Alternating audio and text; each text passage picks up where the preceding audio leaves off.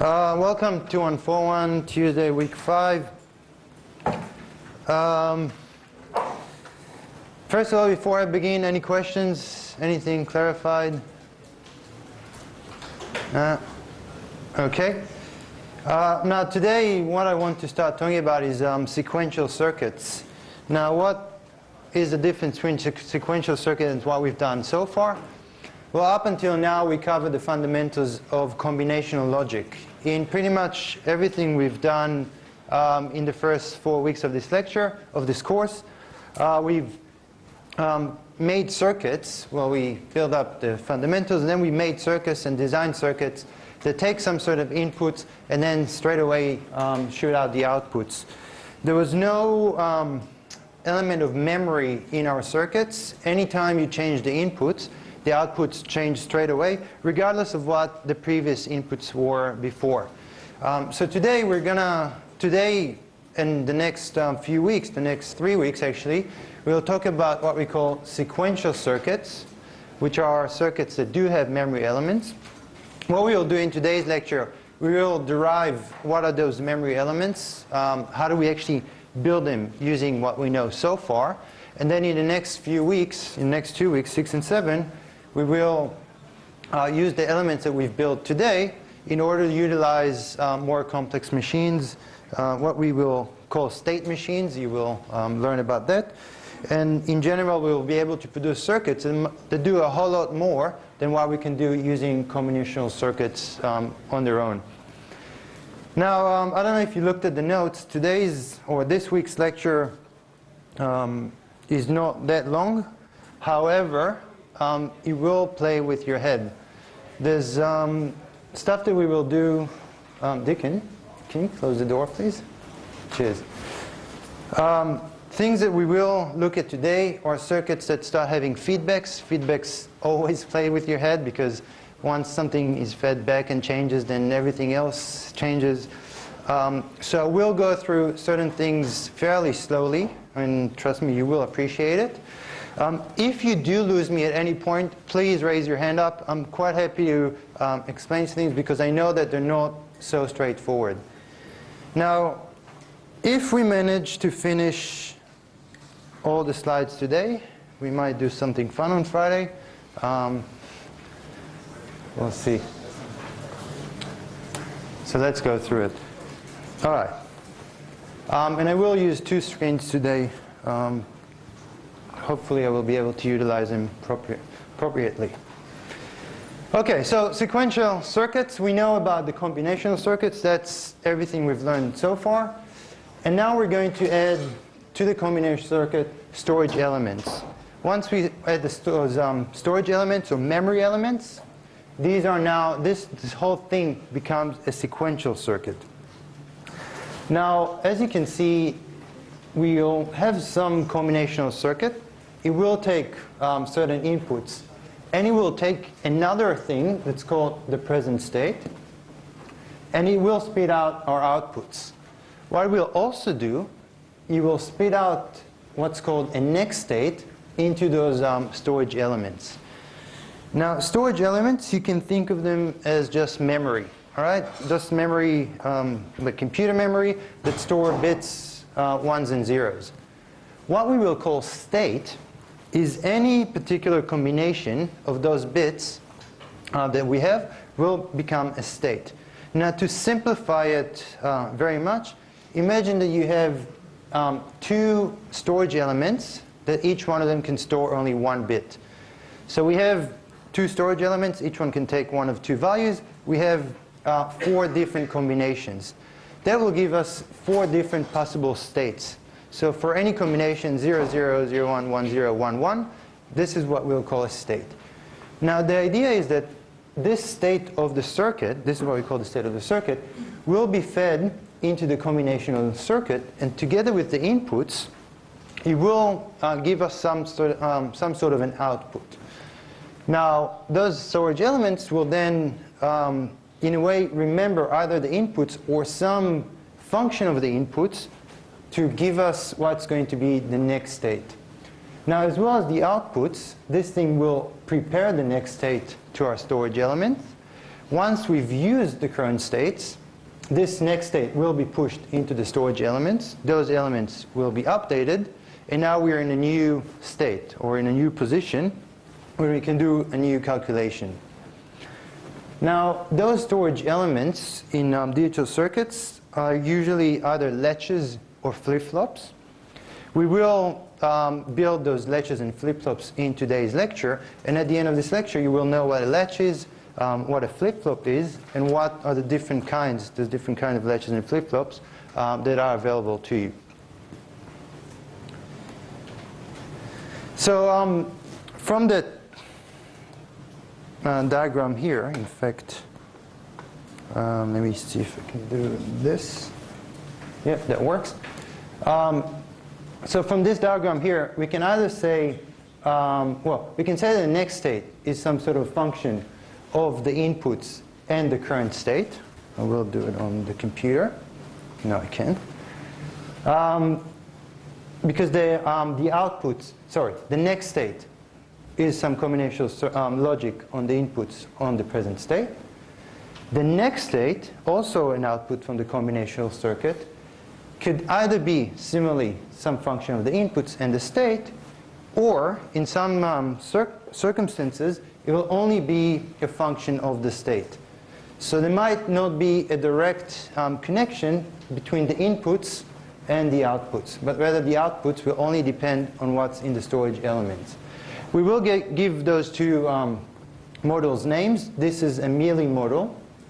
This one will be a Moore model. And we will talk about Mealy and Moore models and what the differences between them in next week's lectures.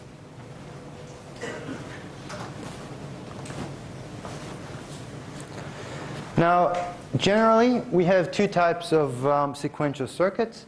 We have a synchronous circuit that its behavior is defined, or whatever's stored in the storage elements, on the inputs and on the current state at discrete instances of time.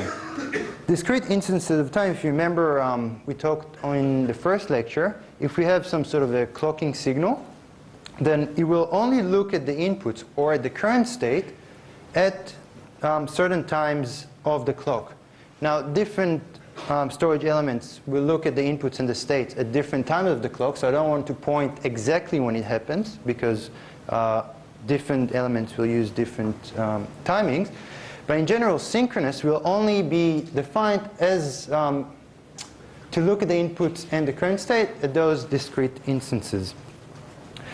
Compared with asynchronous circuits, sequential circuits, that do depend on past inputs, so they do have memory elements, but they're independent of the clock.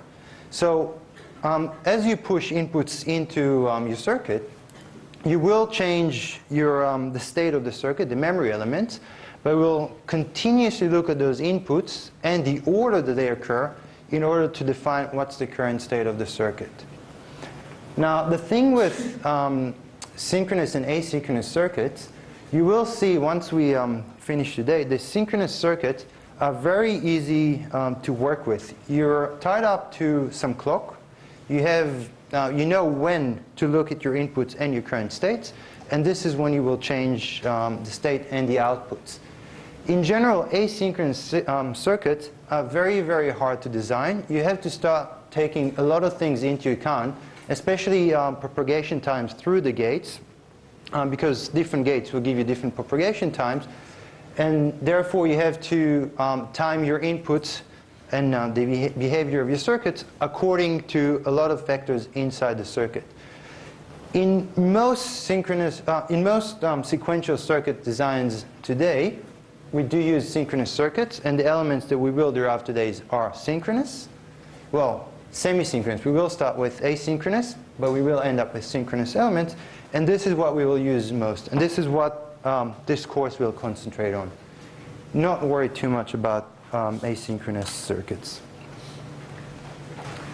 All right, so let's get down to it. How do we build a storage element?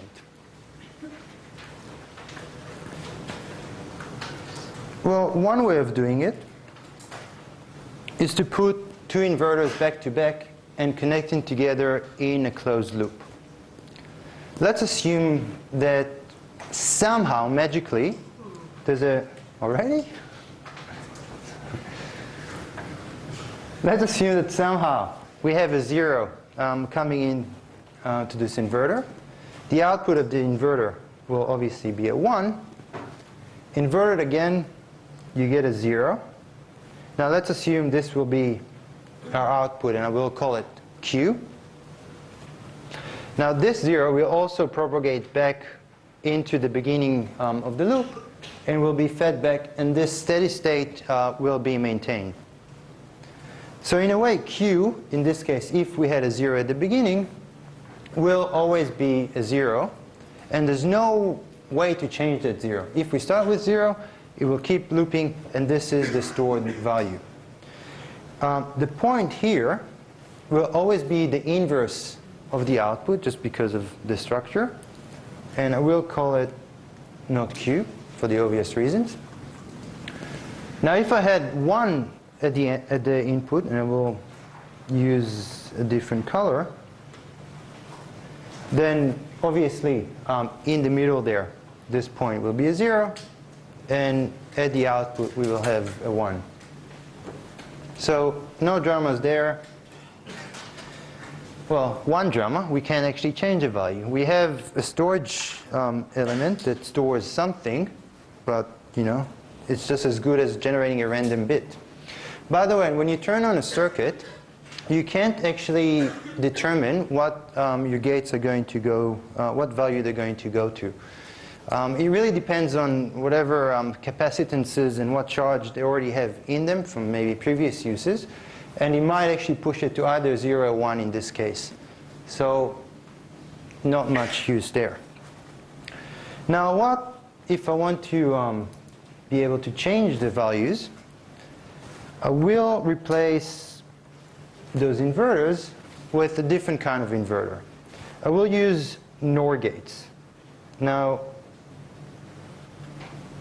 if you remember, I can implement an inverter using just a NOR gate.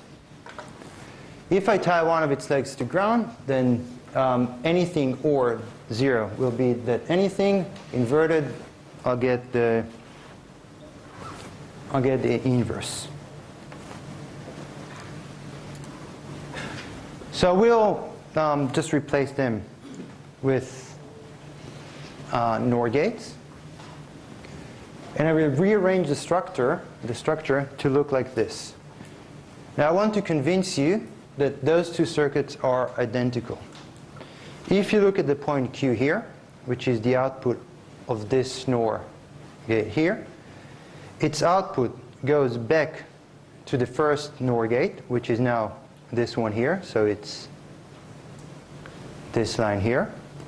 The other NOR gate is connected to ground on its other leg, and its output will be connected to the input of the next NOR gate. So its output will go back and be connected here.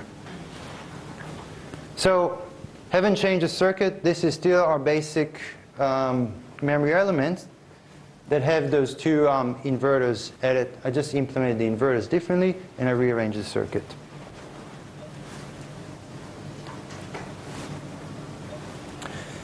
Now, I will take those ground connections. Just 1 second. This is what I wanted to do. I will take those ground connections and I'll replace them with two signals, two inputs coming from the outside, called S for set and R for reset. Now let's try and analyze what's going to happen in this circuit here. For example, if I set the signal S to be 1 and the signal R to be 0, then I will have a 1 going through this NOR gate. Now, 1 ORed with anything will be a 1. So inverted there, I will get a 0 at the output, regardless of what the input on this leg was. Well, I don't actually know what the input is just yet. This 0 will propagate up this line and will be the input here. On the other leg, I do have the 0 from the R. So 0 NOR 0 will give me a 1 at the output there. This 1 will propagate down to the input of this NOR gate. 1 NOR 1 will give me a 0.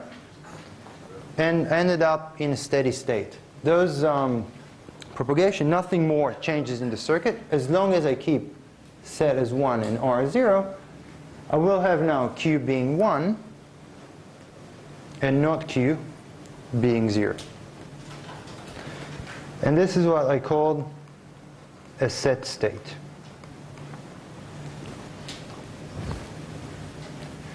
Now, let's assume we'll take this configuration now.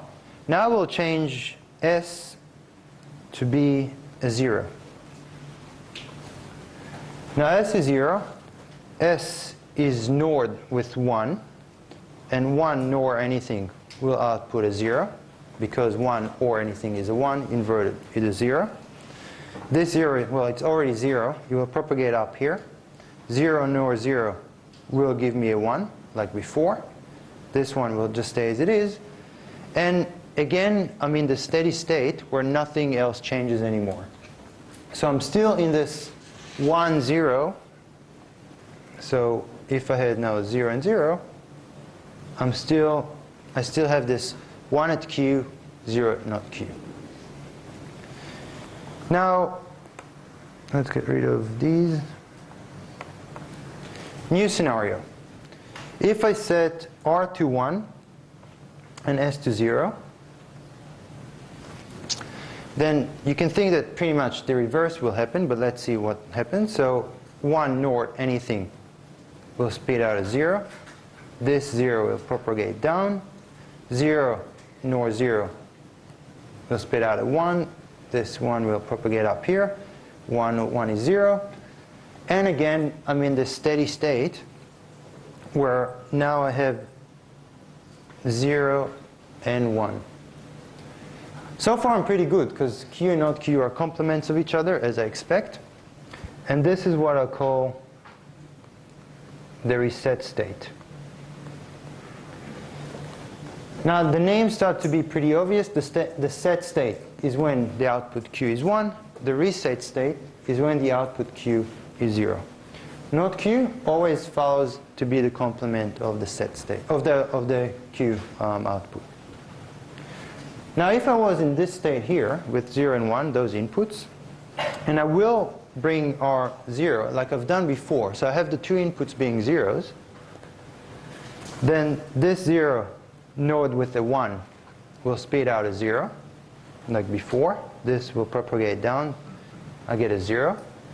0 and 0 are still node together to produce a 1, so this doesn't change, and this doesn't change either.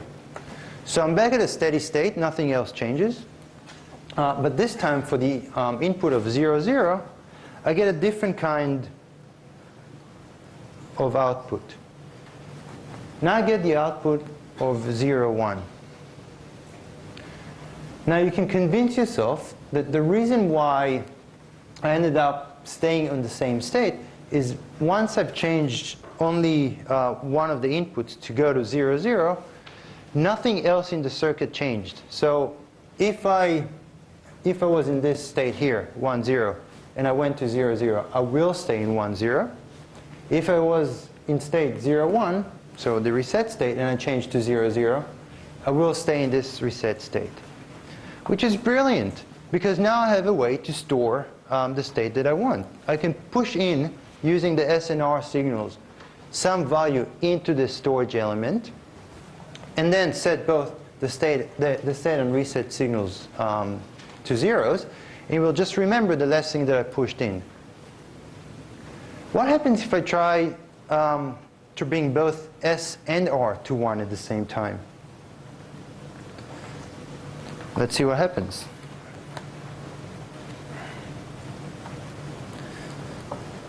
So both S and R are 1s, so I have 1 and 1 at the input here.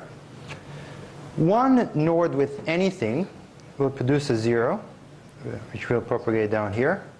1 NORed with anything will produce a 0 as well, which will propagate here. And again, my circuit is in a steady state. Nothing else would change. But now I've got both Q and not Q are 0 and 0.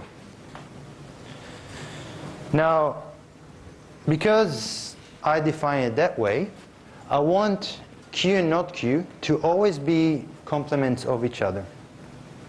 Therefore, when I have both of them equal to the same value, I will say it's an undefined state.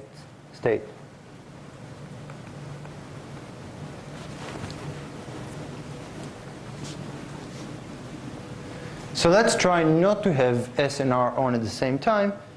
Well, we know what will happen at the output, but in terms of what we want, in terms of defining states, it's an undefined state. We either want a set state or a reset state. All right. So far we're clear with what's going on? Okay. Now, here's a table that I just put up there. And let's see in practice, how do those things, when we look at the waveform and change S and R, how do those things look in continuous time? Now, a little bit of notation issue. In this case here, in the slides that you have, we either have a low or a high for the signal, for the waveform, or sometimes we have something in the middle. When you see in your notes something that in the middle, it says it's either undetermined or hasn't been defined or some sort of a don't care. Usually at the beginning when we talk about waveforms, at the beginning we still don't know what our initial signal is going to be. Usually we will start from this undefined, unknown state, and then we will push our inputs to be something that's defined. Now, I have a different notation to how I do things. When things are either undefined, unknown, or don't cares, I will actually use the notation of putting those sort of X's or something that bounces between high and low. And you will see other notations in different places that you will look. Sometimes you will see the notation of a meter line. Sometimes you will see this notation of a whole lot of X's. So just so you know, it's the same thing. I will use the notation of the X's myself. So having said that, let's analyze what's going on. So at the beginning of the circuit, and I will follow this truth table there. I will not still start pushing things into the circuit. Well, we don't know what the inputs are, so we don't really know what the outputs are, because the inputs can be one, maybe set state, maybe reset state. So we'll leave the outputs as unknown, not Q, unknown as well. Now I will try to really stick to the edges. I might be a little bit off because my pen is very thick, but bear with me. So now we have, at this point here, the S signal goes low, the R signal goes high, and we're going into our reset state. In our reset state, we know that our Q will go low, and our not Q will be high. And I'm drawing this line for the whole duration while the inputs don't change, because it's the same input. At this point of time, both inputs go to 0. Now we said when we have some sort of either a set or reset state and the inputs go down to 0, it pretty much means maintain the current state of your circuit. So anywhere between this point and this point here, or should I say, if you look at the whole, both S and R, both of them will be low at the same time, and I will keep the same state of Q being low and not Q being high. And this is, by the way, the place where if you lose me, raise your hand, and I will repeat that again, because working with waveforms can be a little bit confusing, especially when I'm here just going high, low, and you're like, what's going on? So do stop me if you lose me. In this case now, the signal, the input S, the set, goes high, R stays low, so we are in this particular situation here, and therefore our Q will go high and not Q will go low, which is the set state. And just like before, the two inputs then stay at 0, and we will maintain the same state as we had. So this keeps going to high, this keeps going to low. Then the reset goes high, set stays low. Yeah? Just a quick question. When you say S goes high and R stays the same, do both Q and not Q go up and change simultaneously, or? Because I thought electron nodes are kind of a little different. Yes. It's a good point. I actually was going to mention it. In the lecture note, this actually comes from real simulation of signals. Now, in reality, there is some propagation delay through those gates. Q and not Q will not actually change at the same time. They will differ depending on what made the change, whether it's the bottom gate or the top gate. One of them will change before the other, slightly. It depends on the propagation delay. In this lecture today, I will assume that we're talking about ideal elements to some extent.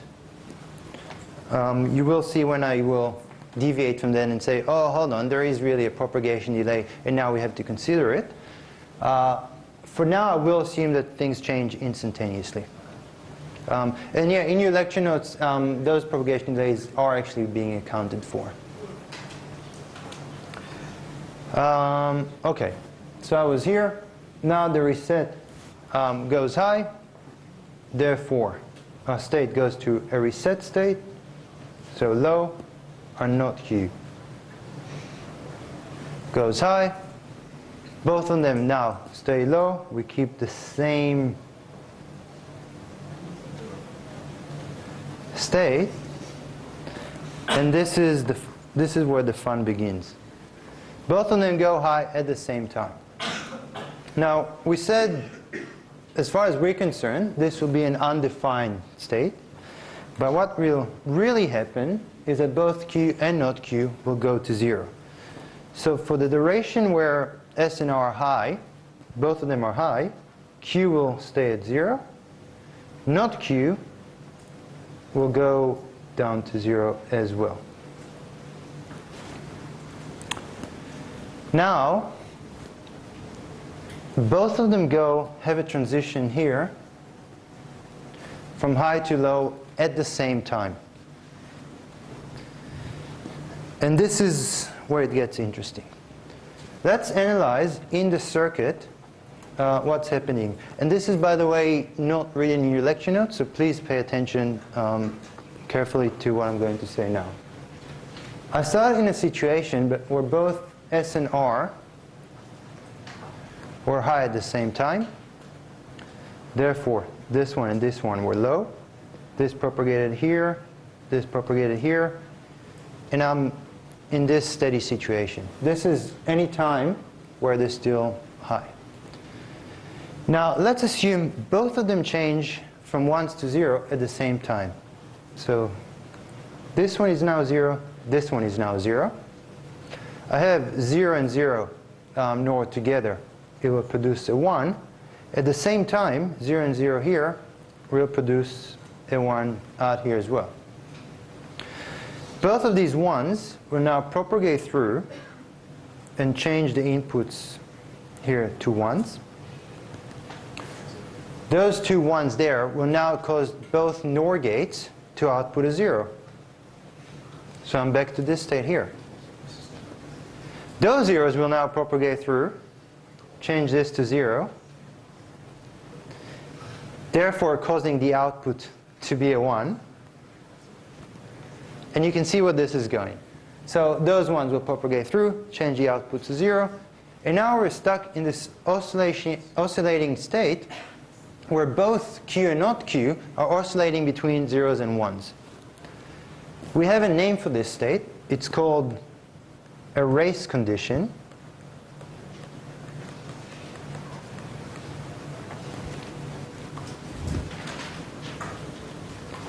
And this is where both Q and not Q, in a way, are racing with each other. Which one can change the other quicker? But because everything ideal here and everything changes at the same time, then they will both affect each other together, and then we will never get out of this oscillation. And this is where real world comes in. There's no such thing as ideal gates in the real world. There's no such thing as real matching propagation delay. One of those gates will be slightly slower than the other. And very slightly, because usually when we actually make them on a silicon wafer, because they're right next to each other, there's not going to be much variation between the two gates. You'll have almost identical propagation delay. One of them will slightly be slower than the other. Another thing that might affect it is those wires that cause the feedback.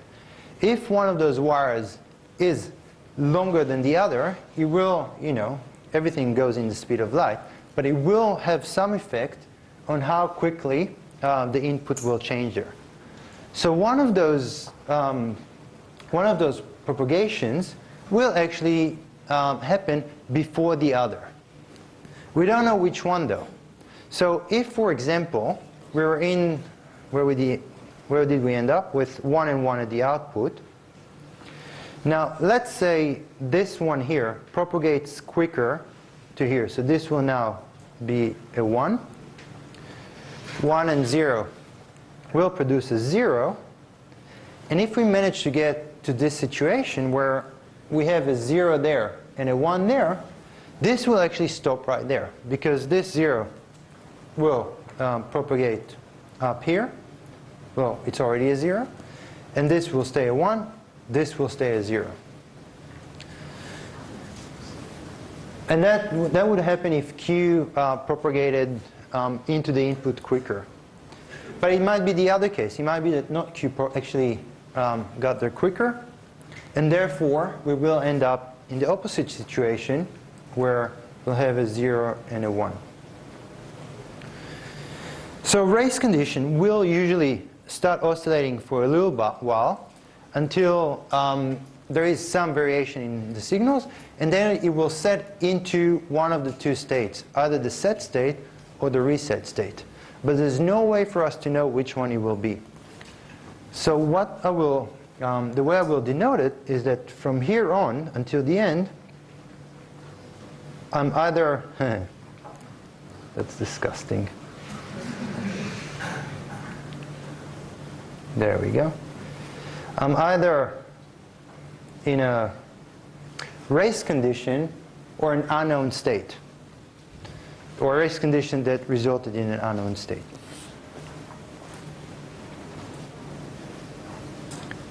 Yep, so everybody understand what a race condition is? And why and how do we end up in a race condition? Race condition in this case will happen when both inputs will start at once, and both of them will change it to 0 simultaneously at the same time. Which is another thing that's actually really hard to produce. Two inputs that change at exactly the same time is not something that's really real-worldy kind of behavior. One of them will usually change before the other. So not too much worry here. We will see when those things will actually start affecting a bit more.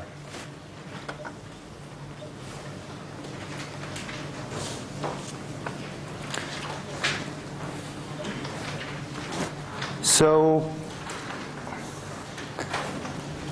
another element we can produce, the one previously, by the way, was called an SR latch. I forgot to mention, but it's in the titles of your lecture notes. We can produce an active low SR latch using NAND gates. So if before we used NOR gates, if we replace them with NAND gates, then now this will be the behavior of our circuit. And again, you can trace the signals to convince yourself that the behavior will be that now active low, by the way, means that the input is true when it's 0 and false when it is 1. That's what the term active low means. So if we're in active low 0, 1, so this will be our set state. We will end up with Q, not Q, beings 1s and 0. Our now reset state will now be when R is low and S is high, because it's an active low signal. And we'll go into our reset state. To maintain the value, instead of 0, 0, we will now have 1 and 1 to keep and memorize the last state that was there. And then when both of them are active, so 0 and 0, Q and not Q, in this case, will now both go high at the same time. And this will be our undefined condition. In a very similar way to what all the analysis that I've done with the NOR gates, if you are starting from a 0, 0, and the outputs are 1 and 1, if you take both of these signals high at the same time, you will end up with a race condition in this structure as well. So that's another structure, but now we can start modifying this structure.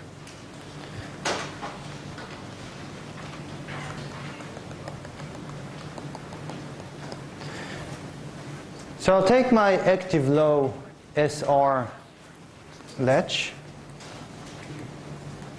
and what I put in the box is exactly that structure that we had there. And I will now add a control input to it. Now the idea is such. When the control input is high, then my latch will behave as I want it to be. This will no longer be an active low latch because those two NAND gates will invert the S and R. So they will get here inverted, but as far as the user is concerned, we can use active high S and R. So the control signal, whenever it's high, S and R will propagate through into our regular latch that we derived there. When the control is low, so when C is low, both those NAND gates will produce a 1 and 1 at their outputs. And we know from before that 1 and 1, is this long enough? That 1 and 1 will just maintain the current state. So the behavior that we will get is now when the latch is enabled, the control is high, the latch will be what we call a transparent latch, because any change in S and R will propagate out to the outputs here. If set is high, then and R is low, then we will get a set state, otherwise we'll get a reset state. But any change, regardless of the control line, sorry, not regardless, but as long as the control line is high, will be reflected at the output. Once the control line goes low, then any changes in S and R, these ones, will not actually be seen at the input to the latch that we derived before, and therefore it will be maintained. So this latch is now blocked. So it just remembers what was the last value before the control signal went low.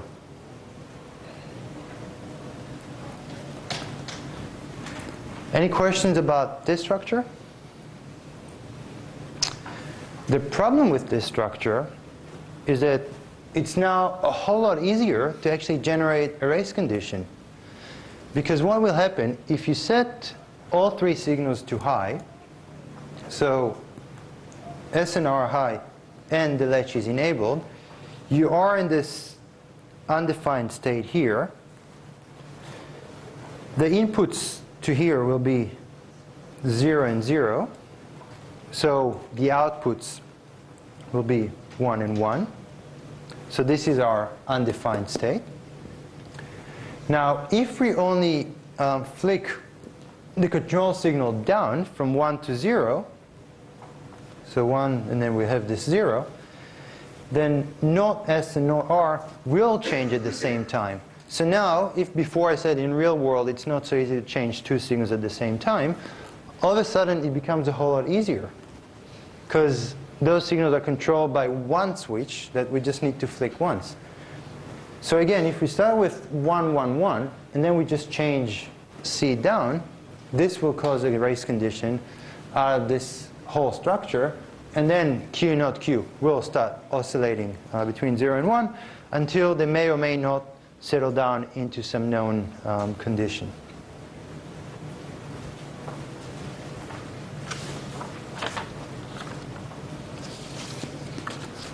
Make sense? Now, how do we solve this whole race condition nonsense that keeps biting us up the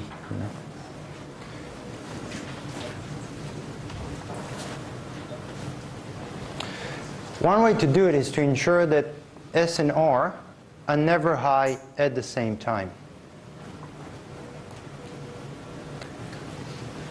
So we'll take the structure that I was talking about before, the S and R latch with control, and I will connect my S signal to another signal called D. D is for data, by the way. And the R will be the complement of this signal there. So now the inputs to our SR latch with control will always be, either when D is 1, then S here will be 1, R here will be 0, and I will be in my set state. And this is, by the way, assuming the control is on, because as in the control is high. If D will be 0, then S will be 0, R will be 1, and I will go into my reset state. And there's no way for me to actually set S and R either to both 0, 0 or both to 1, 1. So not setting them both to 1, 1 is brilliant, so I'm avoiding the undefined condition. But if I want to set both of them to 0, 0 to maintain the value, to store the value in this latch, I can't do it through the input signal D. But for that, I can use the input signal C, the control signal, and say, whenever C is high, this whole latch, again, will be transparent. Any change in D will be reflected at the outputs there. So Q will always, when the thing is high, follow the input D. Once D changes, Q changes as well. Once I want to store it and ignore D, I will change my control to 0. Then those two NAND gates will output a 0 and a 0.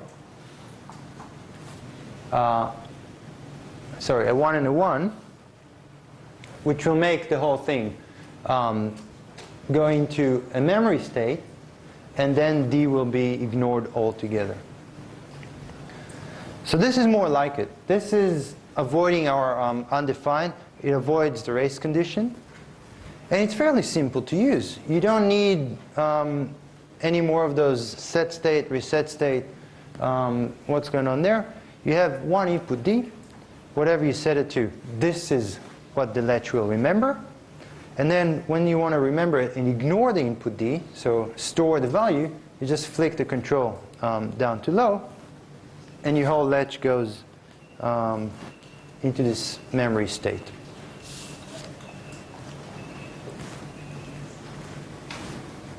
Yeah? Okay.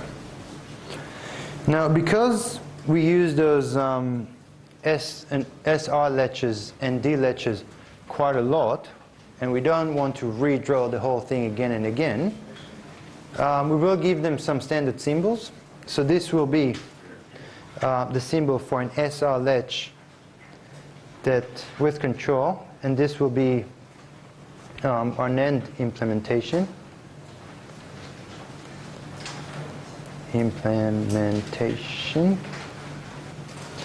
So pretty much what we've done just now. In the standard symbol, we don't usually write out the Q and the not Q. They're implied, well, the output is implied there, and not Q is implied by the bubble at the symbol. So this is SL latch with control. This is a D latch. So from now on, when we want to use this circuit, I will just present those blocks to you. And as long as you know the behavior of them, then we're not concerned with the insides anymore. Of course, we're concerned with the inside because it will come up in the exam. But when we're really designing things, we don't redesign the memory element from scratch. We use those things. All right. Now, before I go on, are there any questions about everything we've done so far? No? Okay.